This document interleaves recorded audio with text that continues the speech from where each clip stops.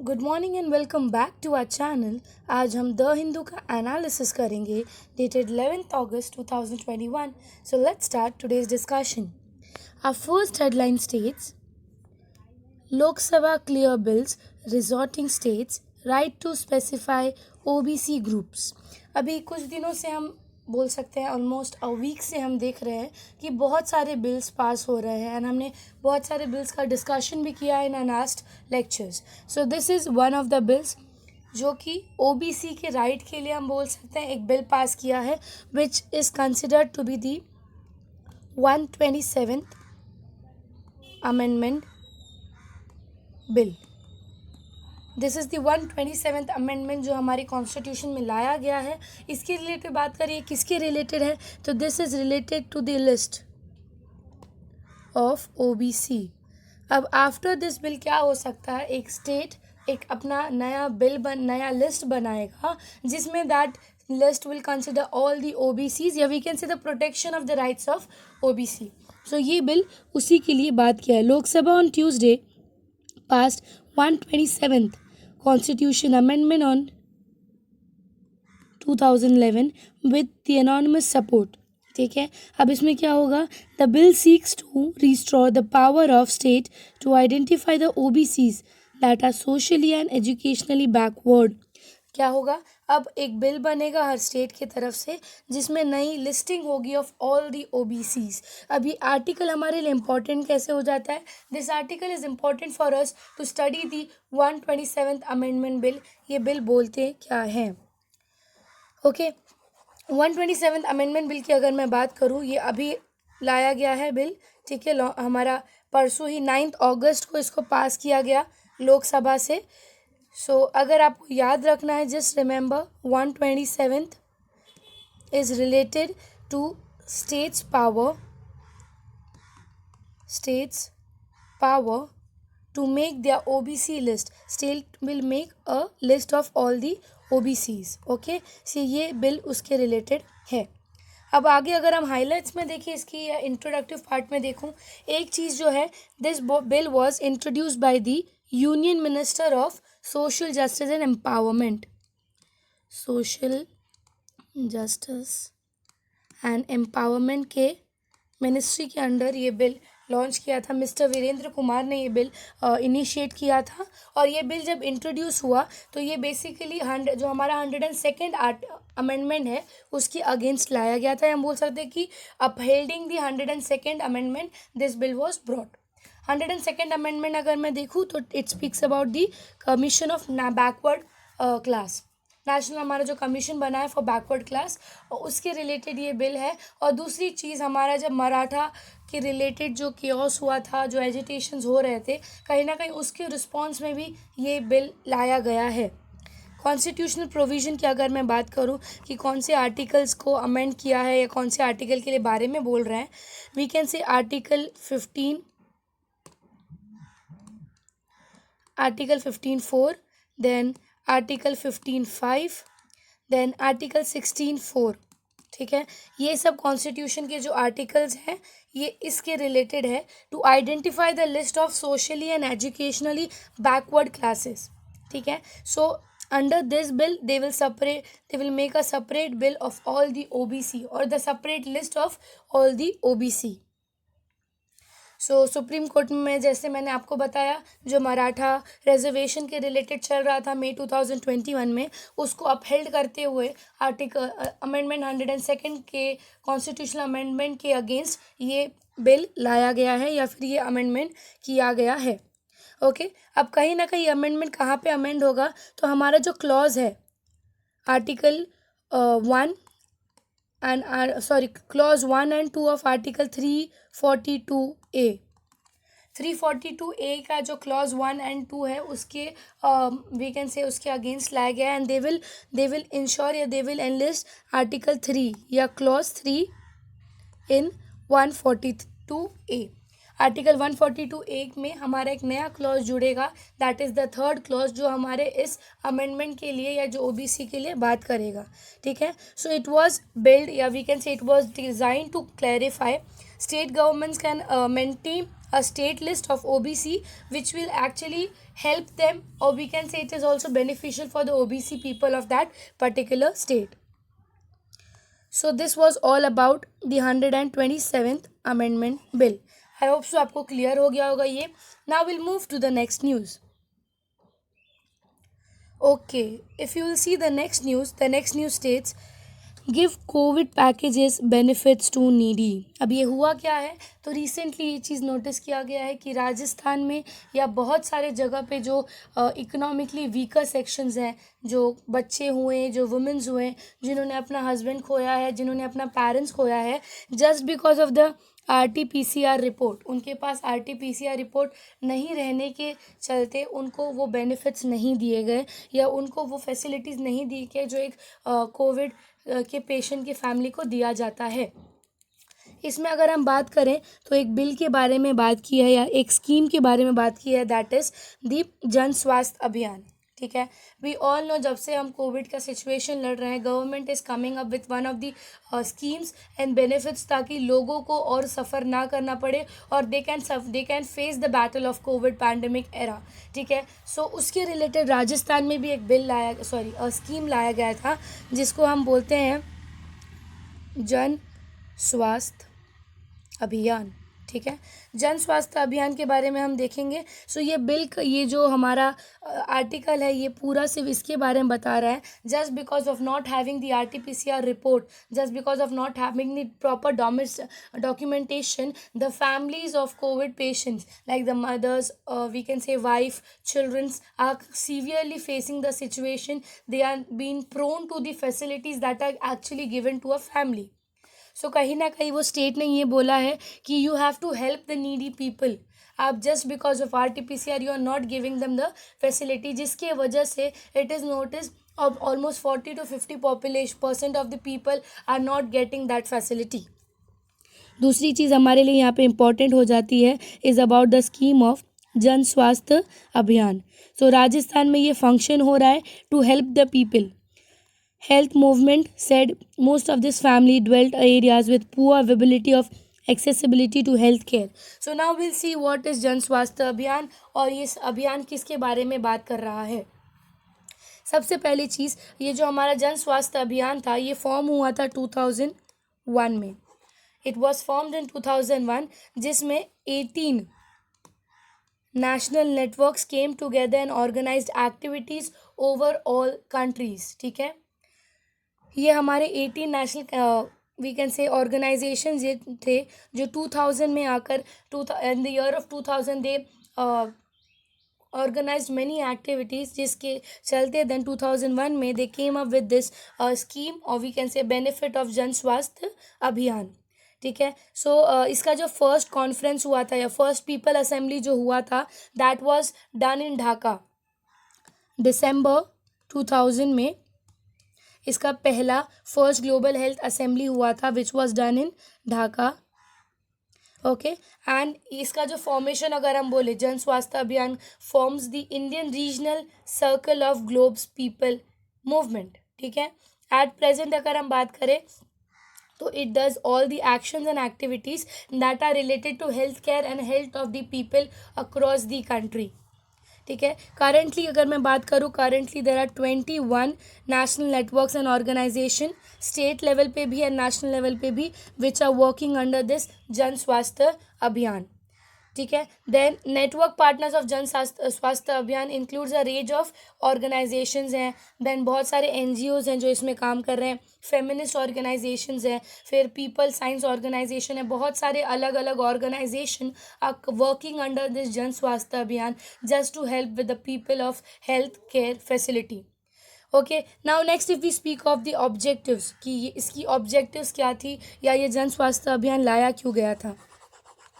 सबको पता है it was because of health care obviously. ठीक है, to the first objective of the Jan Swasthya Abhiyan was they wanted to draw the public attention towards the adverse impact of the policies of inequities globalisation. ठीक है, कहीं ना कहीं globalisation की वजह से जो हेल्थ फैक्टर्स अफेक्ट हो रहे थे उसके बारे में अवेयरनेस लाना था जो सबसे पहला स्कीम या ऑब्जेक्टिव था हमारे जन स्वास्थ्य अभियान का. दूसरी चीज़ अगर हम बोल सकते हैं right to health and health care, इन्होंने according to them human rights में they considered right to health care and health rights उनको मिलने चाहिए. This was the second objective. Then need to confront the globalisation of health care. Now इसके अंदर उन्होंने क्या बोला कि you should establish a minimum standard जिसमें you give a proper guidelines for the treatment of people facing health problems. एक guidelines बनाओ, एक मिनिमम फैसिलिटीज़ आप तो कम से कम उनको दो. ठीक है. So that it also promoted the decentralisation of health care. ठीक है, we can say centralisation of health care भी इनका एक ऑब्जेक्टिव था. ठीक है, इन्होंने जिसके लिए काम किया. एंड अगर मैं अप्रोच के हिसाब से जाऊँ, ये जैसे हम बोलते हैं मोटिव, इसका one of the motive was people health in people's hand. ये एक इनका मोटो हम समझ सकते हैं या बोल सकते हैं people's health in people's hand. ये एक मोटिव था जिसके बेसिस पे वो काम कर रहे थे. ठीक है, हम लोगों को जैसे मैंने आप लोगों को बताया इनका network was we can say national networks थे एंड बहुत सारे ऑर्गेनाइजेशंस हेल्प कर रहे थे जिसके वजह से ये इनिशिएटिव बहुत सक्सेसफुल भी हुआ था. ठीक है, अभी अगर मैं एक्टिविटीज़ की बात करूँ कि क्या एक्टिविटीज़ करते हैं, this was all about the objectives of Jan Swasthya अभियान. ऑब्जेक्टिव्स के बाद अगर मैं एक्टिविटीज़ बोलूँ, activities are like strengthening the public sector. अब आपका क्वेश्चन आएगा बीइंग अ जन स्वास्थ्य अभियान पब्लिक सेक्टर कैसे कर सकता है. Public sector is because of right to health care. ठीक है, राइट टू हेल्थ केयर हुआ, providing proper facilities, care facilities to the poor people. ठीक है, to the marginalise section of the society. Then providing the health work communities. जो आज के time पे अगर हम कोविड में देखें, जो आशा वर्कर्स होते हैं, ठीक है, सो इस इनिशिएटिव के अंदर भी they provide you the facilities. Then human resource development for health care, HIV and AIDS के लिए वी कैन से अवेयरनेस फैलाना. तो ये सब उनका पब्लिक सेक्टर में आता है. Basically first activity strengthening the public sector. Public sector को स्ट्रेंथन करना है. सेकंड अगर मैं इनका एक्टिविटी बोलूँ तो women's health and gender equity. Women's health and gender equity जैसे मैंने बोला कि बहुत आज के मतलब सिर्फ ऐसा नहीं कि सिर्फ हेल्थ को लेके, बट कहीं ना कहीं वुमेन्स के अगेंस्ट जो वायलेंस हो रहा है, मेडिकल इश्यूज़, रिप्रोडक्टिव इश्यूज़ उनको जो फेस करना पड़ता है, जेंडर बायस जो सोसाइटी कभी कभी स्टीरियोटाइप करने लगती है, मैटरनल हेल्थ इश्यूज़. देन कहीं ना कहीं कंट्रोलिंग द पॉपुलेशन भी एक इनका इनिशिएटिव था जिनके लिए ये काम कर रहे थे, to control the population of country because it is also one of the rising issue in today's time. Third one अगर मैं बात करूँ तो that is access to medicine and rational use of medicine. ठीक है, जैसे हमको पता है आज के टाइम पे कहीं ना कहीं हमारे गवर्नमेंट ऑफ इंडिया ने भी मेडिसिन की एक्सेसिबिलिटी के लिए बहुत जगह पर ऐसे स्टोर्स चालू किए हैं जहाँ पे जेनरिक दवाइयाँ मिली जाएंगी. At least it will help the poor section, क्योंकि there is not a difference सिर्फ जेनरिक दवाई और कहीं ना कहीं जो ब्रांडेड दवाई की डिफरेंस होती है, it's because only the brand. ठीक है, सो उनका ये मोटिव है कि सबको वो दवाई मिल सके. ठीक है, सबको प्रॉपर रैशनल ट्रीटमेंट मिल सके, डायग्नोस्टिक फैसिलिटीज़ उनको दिया जाए, providing the free drugs through public facilities. Then trade in drug research. So ये सब उनके मेडिकल फैसिलिटीज़ या फिर एक्सेस टू मेडिसिन का पार्ट बनता है. Privatisation and public private partnership. Privatisation and public private partnership को आप कैसे इसमें कंसिडर करोगे, is through the field of health. ठीक है, you are collaborating with NGOs, you are collaborating with different organisation so that you can provide the facilities, the health facilities to the people of the country. ठीक है, regulation of health sector भी एक point हम बोल सकते हैं. Regulation of health sector को कैसे बोलेंगे, तो establishing clinical facilities in the rural areas ताकि सबको मिल सके. Regulation of medical practices. Rural area में नोटिस किया जाता है हॉस्पिटल्स तो होते हैं बट डॉक्टर्स की अवेबिलिटी नहीं होती, नर्स की अवेबिलिटी नहीं होती. So that is you are providing proper facilities. आप रिक्रूटमेंट करो, आप उन सबको वो फैसिलिटीज़ दो. सो ये सब कुछ ना कुछ हम बोल सकते हैं इनकी ऑब्जेक्टिव्स एंड एक्टिविटीज़ हैं ऑफ जन स्वास्थ्य अभियान. आई होप सो ये चीज़ आपको क्लियर हुआ होगा about the people's health movement. Jan Swasthya अभियान को हम पीपल्स हेल्थ मूवमेंट भी बोलते हैं. Okay, now will move to the next news. The next news says choppy waters. Choppy waters क्यों आया है, सो हम सबको पता है इस बार का यूनाइटेड नेशन सिक्योरिटी काउंसिल का chairmanship for the month of अगस्त हमें मिला है, दैट इज़ इंडिया। एंड हमने कल के न्यूज़ में ही देखा था कि इस बार का जो भी इशू जो इंडिया डिस्कस करने वाला है that is related to the maritime issues. कहीं ना कहीं ये न्यूज़ भी उसी के रिलेटेड आया है, about the maritime issues that are currently facing by the countries in the world. ठीक है, जो भी हमारे यूएनएससी के मेंबर्स हैं। Okay, so India must push rectification of UNCLOS। ये हमारे लिए इम्पोर्टेंट हो जाता है। UNCLOS ये है क्या? सो कॉम्पिटिटिव एग्ज़ाम के पॉइंट ऑफ व्यू से ये पूरी आर्टिकल में अगर हम देखेंगे तो it speaks about this organisation. So हम देखेंगे कि ऑर्गेनाइजेशन है क्या, इसकी वर्किंग कैसे होती है, इंडिया का क्या पार्ट है इस ऑर्गेनाइजेशन में। सबसे पहले अगर हम, this is United Nation convention on law of sea. ठीक है, United Nation convention on law of sea ये एक नेशनल या हम बोल सकते हैं इंटरनेशनल एग्रीमेंट है जो कि साइन किया गया था टू प्रोवाइड अ गाइडलाइंस। ठीक है, you are providing a guidelines for environment basis बोल सकते हैं, बिजनेस बेसिस और basically management of the marine. ठीक है, मेराइन और नेचुरल रिसोर्स के मैनेजमेंट के लिए अंडर दिस एग्रीमेंट आप एक प्रॉपर गाइडलाइंस देते हो। So this is the United Nation convention of law of sea. आगे की अगर मैं बात करूँ इसमें, दिस जो ये कन्वेंशन है, ये कन्वेंशन पहले एज अ कन्वेंशन नहीं था, it was just a treaty. एक मीटिंग होती थी जो, if I say, it is also known as the law of sea convention. Law of sea convention के नाम से भी जाना जाता है, क्योंकि कहीं ना कहीं it we can say sea lays down a comprehensive regime of law. So उस पर्सपेक्टिव से उसको लॉ ऑफ सी कन्वेंशन भी बोलते हैं। अब अगर हम बैकग्राउंड की बात आए कि इसका बैकग्राउंड क्या है या किस बेसिस पे ये बना था, सो हमारा जो ये UNCLOS है ये पहले एक कन्वेंशन नहीं था, बट ये सिर्फ एक नेशनल कॉन्फ्रेंस हुआ करता था। ठीक है, पहले कॉन्फ्रेंसेस हुए करते थे अंडर दिस नेम। ठीक है, आफ्टर द थर्ड कॉन्फ्रेंस, जब थर्ड कॉन्फ्रेंस चल रहा था which was between 1973 to 1982, 1973 to 1982 के बीच में जब ये हमारा थर्ड कॉन्फ्रेंस चल रहा था related to this maritime issue, उस टाइम पे they came up with the formation of the this convention. So ये थर्ड कॉन्फ्रेंस में हमारा इस बॉडी या इस कन्वेंशन का फॉर्मेशन हुआ था। ठीक है, कन्वेंशन जो बना तो इट रिप्लेस्ड अ कन्वेंशन जो उस टाइम पे चल रहा था। कौन सा कन्वेंशन उस टाइम पे चल रहा था? तो that was the quad treaty. ठीक है, जब हमारा 1973 और 1982 तक चला ये, 1982 में हमारा जब ये कन्वेंशन बना तो ये रिप्लेस किया क्वाड ट्रीटी ऑफ 1958 में जो ये क्वाड ट्रीटी चल रहा था उसको इसने रिप्लेस किया। ठीक है, एंड प्रॉपर इफेक्टिव वर्किंग की अगर मैं बात करूँ फ्रॉम द ईयर 1994 उसकी इफेक्टिव वर्किंग चालू हो गई। करेंटली अगर हम देखेंगे तो 167 countries plus the European Union and 167 countries are the part of this convention. Next अगर मैं बोलूँ, it is a very older concept. क्यों? बिकॉज कहीं ना कहीं it is also known as, मतलब पहले के टाइम पे ऑलमोस्ट 17th सेंचुरी में, उस टाइम पे ऐसे कन्वेंशंस तो नहीं थे, बट उस टाइम पे जो कॉन्सेप्ट चलता था that was freedom of C.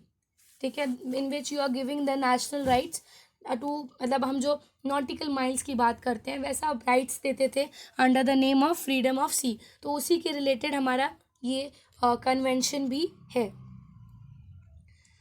Okay, now next will see, अगर मैं बोलूँ इसके फीचर्स की बात करें अगर, तो फीचर्स इसका है, सबसे पहला, the nations are provided with the full money right of UNCLOS for 200 mile zone. ठीक है, आपके शोर से 200 माइल्स या 200 नॉटिकल माइल्स का जो डिस्टेंस है उस पर आप अपना हक जता सकते हो, सिर्फ 200 माइल्स तक। अगर मैं Indian Ocean, sorry, Arabic Ocean, Bay of Bengal से बोलूँ, या अगर मैं बोलूँ हमारा जो सी है, जो कोस्ट लाइन है, कोस्ट लाइन से टिल 200 माइल जोन तक आप उसको अपने कंसिडरेशन में, अपने राइट्स में ले सकते हो। ठीक है। The sea and oceanic bed extending to this area are regulate. अब इसको किस नाम से बुलाया जाता है, तो that is called the exclusive economic zone. ये जो 200 नॉटिकल माइल्स है, इसको एक्सक्लूसिव इकोनॉमिक जोन के नाम से हम बोलते हैं, जो कि एक उस कंट्री के, जिस कंट्री से हम डिस्टेंस कर रहे हैं वो उसके हक में आता है। ठीक है। और जैसे कि फॉर एग्जांपल मैं अगर बोलूँ, चाइना, चाइना जो आज कंसिडर कर रहा है कि साउथ चाइना सी पूरा उनका है, अगर हम UNCLOS के हिसाब से जाए तो दैट इज़ नॉट राइट। वो उनके पूरे 200 नॉटिकल माइल्स में नहीं आता, जिसके वजह से उनका ये राइट या उनका जो ये हम बोल सकते हैं उनका जो ये बोलना है उसको रिजेक्ट कर दिया जाता है हर बार। इनिशिएटिव्स अगर हम बोले तो फर्स्ट इनिशिएटिव जो ये है इसका, दैट वाज हेल्ड इन 1956। 1956 में फर्स्ट इनिशिएटिव लिया गया था जेनेवा में, जब एक कॉन्फ्रेंस हुआ था related to this convention. Okay, so I hope आप लोगों को सारा चीज़ें समझ गया होगा। एक लास्ट चीज़ है that is related to India's relation या India in the context of UN clause. India के अगर हम कंटेंट्स देखें, कहीं ना कहीं इंडिया ने स्टार्टेड अडॉप्टिंग इट इन 1982। 1982 से इंडिया ने इसका अडॉप्शन या कन्वेंशन का लेने लगे। एंड इंडिया की जो भी मैरिटाइम बाउंड्रीज जिससे भी वो शेयर करते हैं, और like Bangladesh, Myanmar, Thailand, Pakistan, Sri Lanka, Maldives, सबके साथ जो रिलेशन शेयर करते हैं वो इस कन्वेंशंस के हिसाब से they follow the rules and regulation.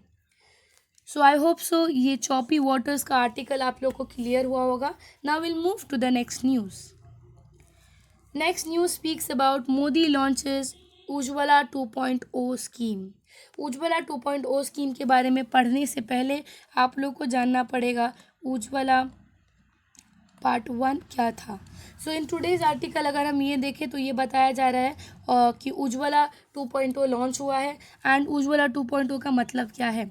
Now before going to this Ujjwala 2.0, पहले हम जाते हैं कि उज्ज्वला फर्स्ट पार्ट क्या था एंड देन विल सी कि सेकेंड पार्ट में क्या कंसिडरेशन किया है या क्या चेंजेस लाया है। सबसे पहली चीज़ उज्ज्वला 2.1 की बात करें या फर्स्ट उज्ज्वला जो लाया गया था, that was under the union ministry of petroleum and natural gases. Petroleum and natural gases के अंडर ये स्कीम को लॉन्च किया गया था।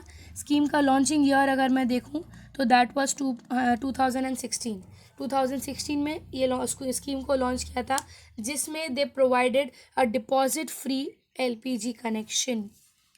They provided a deposit free LPG connection. Okay, deposit free LPG connection में they provided this connection to 5 crore women of BPL household, people under the poverty line। उनका consideration था 5 crore women को they will provide this scheme or they will provide this facility।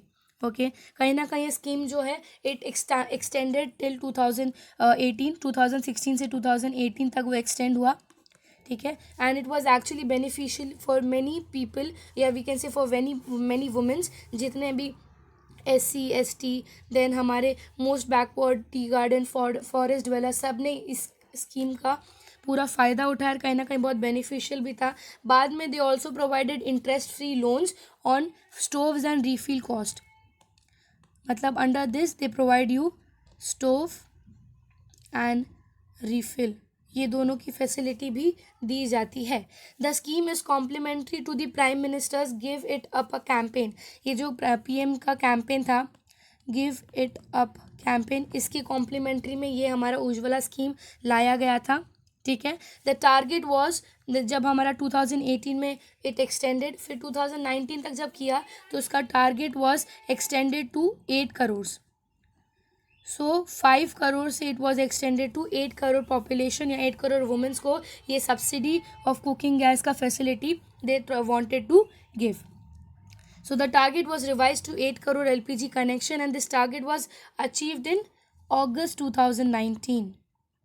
August 2019 में ये target उन्होंने achieve किया। Okay, so this was all about Ujjwala scheme 1.0 या 1.0, आप जो भी बोल सकते हैं। सो उज्ज्वला 1.0 हमने देख लिया. नाउ विल सी उज्ज्वला जो सेकेंड इन्होंने अमेंडमेंट बोल सकते हैं या चेंजेस लाके जो सेकेंड पार्ट लाया है वो किस चीज़ की बात करता है. उज्ज्वला 2.0. उज्ज्वला 2.0 की अगर मैं बात करूँ तो इसका फाइनेंशियल ईयर है आपका 21-22. ठीक है. It is brought under the union budget of financial year 21-22 which will provide an additional 1 crore facilities under the प्रधानमंत्री उज्ज्वला योजना. जो 8 करोड़ का था उसमें 1 करोड़ के एडिशन किया गया है जो कि अनाउंस किया है दिस आई थिंक तो दिस ट्यूसडे. ठीक है. सो 1 करोड़ एडिशनल फैसिलिटी कनेक्शन वो लोग देंगे with a deposit free LPG connection जो उस टाइम भी किया था. किसको देंगे? So the low income families को दिया जाएगा who could not cover under the earlier phase. कहीं ना कहीं ये चीज़ नोटिस किया गया था कि जो इन्होंने रखा था 5 करोड़ या 8 करोड़ का या फिर जो वुमेंस को बहुत सा ऐसा पॉपुलेशन था लार्ज नंबर जो अभी भी उस फैसिलिटी के अंडर कवर नहीं कर पाए थे जिसकी वजह से उन्होंने इसको एडिशनल और बढ़ाया ताकि जिनको नहीं मिला they can also get the benefit of it. ठीक है. ऑल दो इसका LPG deposition connection was free तो फर्स्ट रिफिल भी ये लोग ने फ्री प्रोवाइड किया है. इट मीन्स कि जब आप फर्स्ट टाइम एलपीजी कनेक्शन करवा रहे हो तो जो फर्स्ट रिफिल होगा that is free for that family. So in Ujjwala Yojana 2.0 migrants will not be required to submit a ration card. अब इसमें क्या एक डिफरेंस किया है कि यहाँ पे पहले वाले में आपको रेशन कार्ड दिखाना पड़ता था. अब इसमें राशन कार्ड नहीं है. इसमें जस्ट एक वेरिफिकेशन हम बोल सकते हैं या सेल्फ डिक्लेरेशन. आपको सिर्फ एक सेल्फ डिक्लेरेशन फॉर्म भरना है as a proof of address. ठीक है. पहले आपको डॉक्यूमेंट्स का थोड़ा सा ये भी इशू था कितने परिवार को डॉक्यूमेंट्स राशन कार्ड भी नहीं है. सो उसको भी थोड़ा चेंज करके उन्होंने क्या बोला अब आपको राशन कार्ड नहीं बट एक सेल्फ डिक्लेरेशन फॉर्म भरना पड़ेगा which will be a proof of your address. ठीक है. And it will help to achieve the vision of universal access to LPG. जो हमारे पीएम का हम बोल सकते हैं विजन था was to give the LPG connection to most of the population जिनके पास नहीं है. सो चेंजेस की अगर हम बात करें क्या क्या चेंजेस हुआ है. एक 1 करोड़ का एडिशन किया है. ठीक है. जिनको नहीं मिला उनको मिलना चाहिए. राशन कार्ड का सबमिशन जो है उसको बोला कि नहीं अगर आप नहीं करोगे तो भी चलेगा. इंस्टेड ऑफ दैट आपको करना क्या है एक सेल्फ डिक्लेरेशन फॉर्म भरना है जो कि आपका प्रूफ होगा for the address where you are staying. Okay, so this was about the part 1 and part 2. Now we'll move to the next news. Okay next news की बात अगर हम करें India to evacuate its personal की बात मैं करूँ. कुछ दिन से ऑलमोस्ट इट्स 3 to 4 days हम लोग ने देखा है कि अफ़गानिस्तान पे कंटिन्यूस बॉम्बिंग हो रहा है. अफ़गानिस्तान के चीफ को मारा गया. बहुत जगह पे डिस्ट्रक्शंस हुआ जा रहा है. यूके एंड यूएस के सजेशंस थे एम्बेसी के आप लोग जितना जल्दी इस जगह को खाली कर सको इट्स बेटर फॉर यू. कहीं ना कहीं US has provided the best military facilities to them. ठीक है. एंड ये जो न्यूज़ है it is also in that context only कि इंडिया ने ये इनिशिएटिव लिया है कि इंडियन एम्बेसी या इंडिया के जितने भी वहाँ पे लोग हैं द सिटीजन्स ऑफ इंडिया या हम जो बोल सकते हैं जो इंडियंस हैं उनको वहाँ से इवैक्यूएट करने का फैसिलिटी स्टार्ट किया है. बाय द जेटवेज या by the airlines they are trying to evacuate the population या जो इंडियंस हैं एज फास्ट एज पॉसिबल ताकि उनको इफेक्ट ना हो पाए. So if you will see a special flight is leaving from Mazar-e-Sharif to New Delhi. Any Indian nationals in or around Mazar-e-Sharif are requested to leave for India in special flight scheduled to depart late to the day evening. Indian citizens desiring to leave by the special flight would immediately convey their full name, passport number, date of expiry by WhatsApp at the following. So they have ये कहीं ना कहीं उनका एक spread भी है कि if you want to go आप अपने इस नंबर पे you can message your all the information ताकि आपका डेट बुक करके you can be fast be evacuated from this area. So temporarily ये भी बोला जाता है कि there will be shut down of Indian missions जो भी इंडिया इस मंथ में जो भी मिशंस पे काम कर रहे हैं फिलहाल के लिए उसको बंद किया जाएगा. पहला वो इंडियन एविक्यूएशंस होंगे पर्सनल के and then they will discuss all the other missions. So this was all about the evacuating. कहीं ना कहीं हम बोल सकते हैं इसको यूज़ किया गया है टू स्प्रेड दी इंफॉर्मेशन, ताकि लोगों को इसके बारे में फैसिलिटी मिल सके. Now we'll move to the last news that states there should be no surprise in Indo-Sri Lanka relationship. Indo Sri Lanka relationship के बारे में ये न्यूज़ आर्टिकल ने बात किया है. हमने कुछ टाइम पहले ही सुना था कि इंडिया, जापान और श्रीलंका तीनों ने साथ में आकर एक एग्रीमेंट साइन किया है, जिसमें near the west container terminal, जहाँ पे वो लोग वेस्ट कंटेनर टर्मिनल के यहाँ पे पोर्ट बनाने वाले हैं, बीच में कहीं ना कहीं वो चीज़ को रोक दिया गया था because of the influence of China on Sri Lanka. हम सबको पता है चाइना ने श्रीलंका के साथ एक ट्रीटी साइन किया है 99 ईयर्स का, हम्बनटोटा ट्रीटी, या फिर हम डेवलपमेंट ऑफ हम्बनटोटा पोर्ट. सो कहीं ना कहीं उस डेवलपमेंट की वजह से श्रीलंका का हर डिसीजन इन्फ्लुएंस होता है चाइना का, जिसकी वजह से वो जो एग्रीमेंट साइन हुआ था इंडिया, जापान और श्रीलंका के बीच में, उसको बंद कर दिया गया था या रोक दिया गया था. But again it was started. Now ये जो आर्टिकल है, ये पूरा आर्टिकल हमारा इसी चीज़ के बारे में बात करता है. तो हम कहीं ना कहीं इस आर्टिकल में क्या देखेंगे कि इंडिया और श्रीलंका का रिलेशन कैसा है, कैसा था, ठीक है, और अभी क्यों ऐसा बन चुका है. सबसे पहले अगर हम श्रीलंका की बात करें तो श्रीलंका हमारा obviously one of the neighbouring country है. बोथ द नेशन अगर हम देखें, इनका relationship is more than 2500 years से पुराना रिलेशनशिप है इंडिया और श्रीलंका का, ठीक है. और अगर हम इनकी हिस्ट्री की बात करें या अभी करंट की बात करें, तो करंटली मैंने आप लोग को जैसे बोला, वेस्ट कंटेनर टर्मिनल बनने वाला है इंडिया की तरफ से. Adani port and special economic zone limited, Adani port and special economic zone limited has received a letter of intent from Sri Lankan authority. Sri Lankan authority की तरफ से ये लेटर आया कि ठीक है, you can start the development of west container terminal, ठीक है. और ये अगर जो ये बिल्ड होगा, ये जो इंफ्रास्ट्रक्चर बनेगा, that will be build on build operate transfer basis, BOT. जैसे कि इकोनॉमी के पर्सपेक्टिव से बात करें तो कोई भी इंफ्रास्ट्रक्चर बनाने का बहुत अलग अलग वेरिएशन होता है. बिल्ड ऑपरेट ट्रांसफ़र होता है, बिल्ड ऑपरेट मेंटेन ट्रांसफ़र होता है. सो उसमें से दे हैव यूज्ड कि आप बिल्ड करोगे, आप ऑपरेट करोगे फॉर इट जितना 35 ईयर्स का ड्यूरेशन के लिए आप उसको ऑपरेट करोगे, and then you will transfer this port to the place that is Sri Lanka. So that is build operate transfer, ठीक है. वेस्ट टर्मिनल के बनाने वाले हैं ये. करंट अगर हम बोले करंट रिलेशन के बारे में इसको कंसिडर कर सकते हो.